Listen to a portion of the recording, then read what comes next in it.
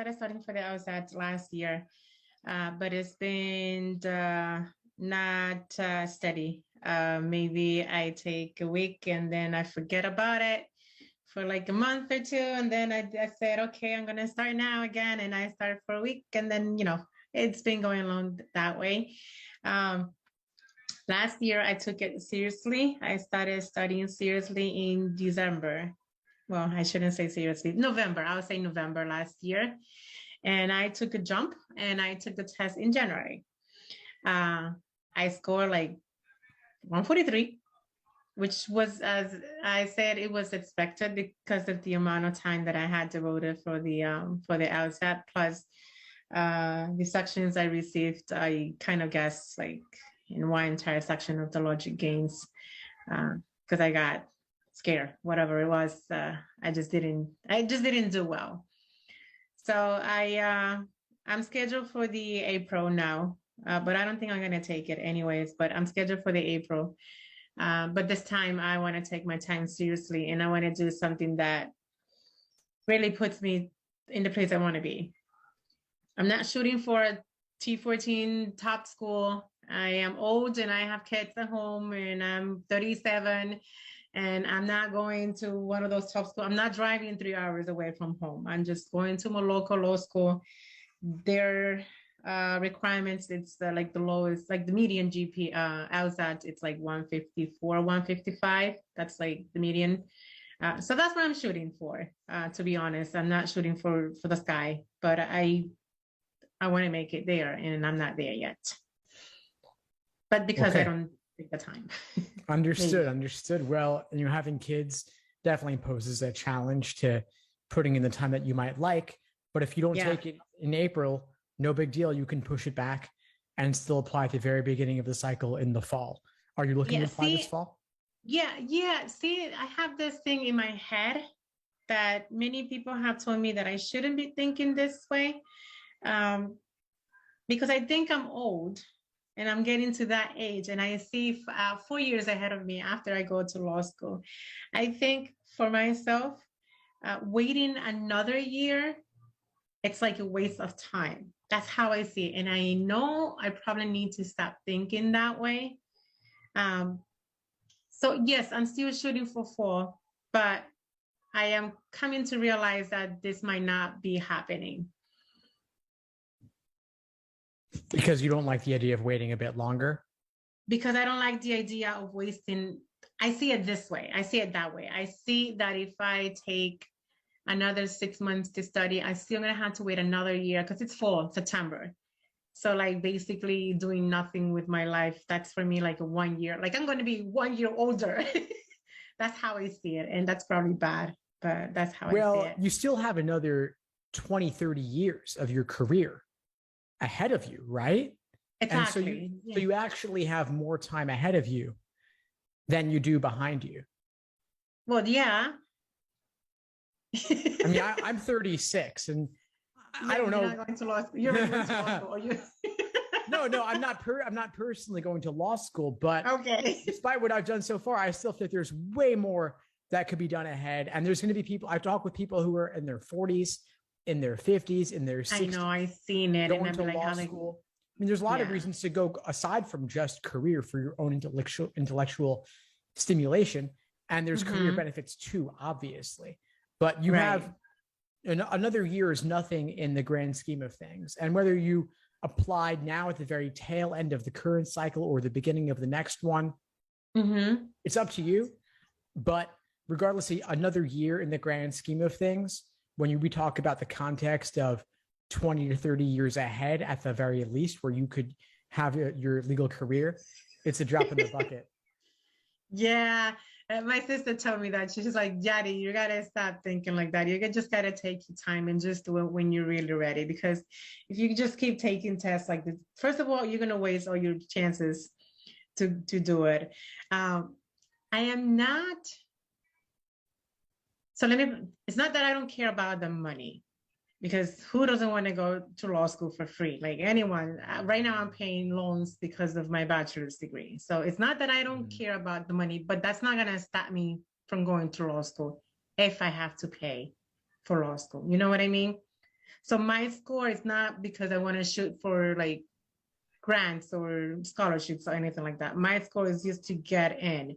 Uh, but of course, yeah, if I can get that, if I can get in with the money, yeah, who doesn't want that? Yeah. But right now, my biggest struggle is finding a schedule that I can stick with. So this is me the night before. Tomorrow I'm gonna do this and that and that, and then between this time and this time, I'm gonna study for the LSAT. I'm gonna rest, and then I'm gonna do that. Guess what? It's 3 o'clock. Haven't done that yet.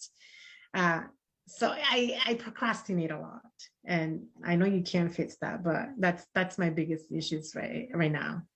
I hear you. Yeah, I mean, what other obligations do you have specifically? You're working. Do you have kid-related things you have to do? I work. I am a tax preparer and I'm a real estate agent. Although I do both part-time, it's not like I'm full-time. And then, yes, I do have my kids. I have a 19, he's in college, but he doesn't count because I don't, he doesn't take time away from me. But then I have 11, a 7, and a 4. Obviously the 11 and the 4, the 7, they're in school during the day, and the 4 is home with me, but she's very nice. She's not like, she doesn't take my time, like other kids do. And then my husband, when he's home, takes my time. Yeah. So, but yes, I have a big family and I do work part-time, but I have the time to study. It's just taking that time that I'm finding difficult to do it. And then when I do find the time to do it, I feel overwhelmed with like, what should I do now? Do I do this first? Do I cut here first? And then I wander around and I'm like, okay, that's it. I'll start tomorrow. It's like a diet. Tomorrow I'll start for sure. And then next day, I'll start next day. So that's what I've been doing. Gotcha. Okay. Mm-hmm. Well, honestly, I'm feeling jealous of you when you say you have a 4-year-old who is easy and doesn't take your time, because I have a 3-year-old and he takes a ton of time. And I am so grateful for the time that he's not at home where I can get my work done, because if he gets home now and hears me on this call, he's going to be banging on the door trying to get into my office. So, okay, yeah. I mean, so take advantage of the lucky situation you have, at least that before the 7 and 11-year-old come home, you've just got the 4-year-old to manage, and she's pretty easy, it sounds like, for the most part. Yeah, so she is. Yeah. Grab those hours while you can. Grab that time. And you're talking about the procrastination element. Listen, I get it. Well, could you start small? Could you say, I'll just do 30 minutes or I'll just do an hour today, and start there? I could probably do that, but I find myself when I really do it, I need more time. So I'm very slow. I'll start with that. So when I'm taking the LSAT, I'm taking with 100% of the time. So I have that accommodation because I tend to read and reread and reread and reread again. And even when I do the questions, I reread again because I don't understand what I'm reading, kind of a thing. So it doesn't stick to my head. So for me, taking half an hour is just basically taking maybe 2 questions at a time. Is that enough? It's not the question of whether it's enough or not, because we know that doing 0 is definitely not enough. Oh, right? Yeah. So yeah. I'm not suggesting to do 30 minutes or an hour in a single day, because it's going to get you the score that you need. You'll probably need to put in more time than that. But a lot of folks will fall into this trap where it becomes all or nothing. Then the nothing feels so much easier that just doing nothing. I mean, you could say similar for, you mentioned like the diet analogy before, where imagine someone who wants to start eating, I don't know, keto. And that's really difficult to imagine, right? Okay, am I guessing right? Okay. Yeah, I mean, keto's popular. I just threw it out there. But like, that's a pretty daunting obligation to say, I'm going to eat like 0 carbs, but I'm going to eat fewer than 20 carbs in a day or something. Like, that's so difficult that then folks just decide, you know what? Screw it, and go to the polar opposite and just start eating like bags of chips or something, right? Like, I'm suggesting that you do like 30 minutes or an hour just because it can build the habit. And then if you can do 30 minutes, then maybe the next day you could do 35 and then 40, and then you build up to an hour. and then you can build from there. But I just want you to get into the routine where you do the smallest increment that you would be willing to do. And if that was like doing a single question, just don't even make it time-based. Just say, I'm going to do one question and then check the answer. And then the next time I'm going to do one question, check the answer, watch an explanation, and then build it up gradually so that you get to a point where you can actually sit for a full section and then a full exam. And the double time accommodations is a blessing and a curse. You know, it's nice to have the time that you need, but that also creates a really long exam sitting. And so, yeah, when I took it in January, it was like almost 7 hours. That took me, because I do almost take the whole hour and some change that they give me. And which, like you said, it's a blessing. At the same time, it's like, okay, I know I can take my time. So I feel more confident that I'm not rushing towards the clock. But again, it's, for me, it doesn't make a difference, because so many people can do it under 35 minutes. Let's put it that way. Even if I tried, I wouldn't be able to do it. Like, not even guess half of the questions. So there goes my struggle. But thanking God that I have the time, I can do that. So it was a long day when I did it. But I was thankful that I had it. Yeah, I mean, I would definitely recommend using the time if you have it, because given the stakes of the exam and its importance in the process, you want to, if you have the ability to double check and triple check, why wouldn't you? I mean, if I had that amount of time, I would do every game. No, you'll probably do it like 4 times. Yeah, I would do once. You probably do it like 4 times. Well, I would if I could. You know, I mean, I'm from New York, and so we have these Regency exams where basically they're state administered final exams in high school, and they give you a full 3 hours for it. And if I was strong in a particular subject, for me, it was like history, for example, I would do the whole thing twice just because I could. And I wanted to get the highest score possible. And so if I could do the whole thing again and get another couple points, I was willing to go to that extent, because I placed importance on the exam. And the LSAT, forget it, how important that is. So I want to get you to the point where you can do a 7-hour sitting. And so it's going to take, starting even just with 10 minutes, 15 minutes, 30 minutes, and build up gradually. Carve out that time while you can, while your 2 older kids, 7 and 11-year-old, are at school. And then over time, you'll get to the point where you'll be asking your husband to take them all out for the day, so you can just do a full sitting. Right. Yeah. Okay.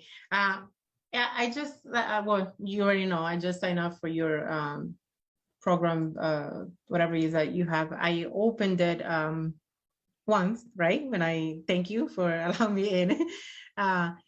So what do you suggest I start with? Because I noticed that, I can't remember, but I noticed there was 2 sections.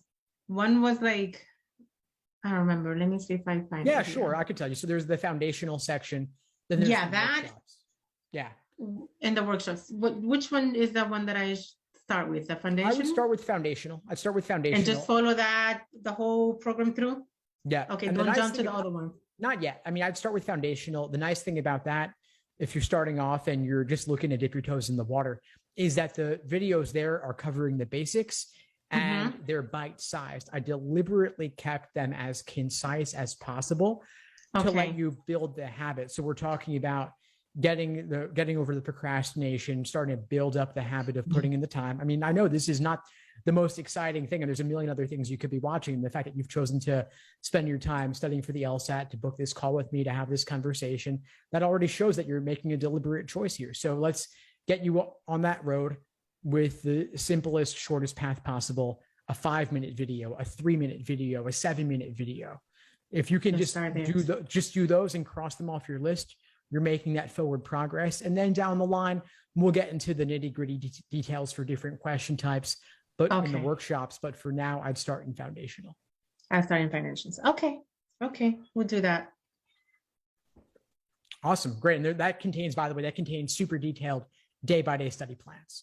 So if you want to just do a single day's work, that as a benchmark, you could do nothing but that. Also, it does have that. I'm sorry, like I said, I just opened it and I scrolled through the whole thing. I was like, oh, this is a lot.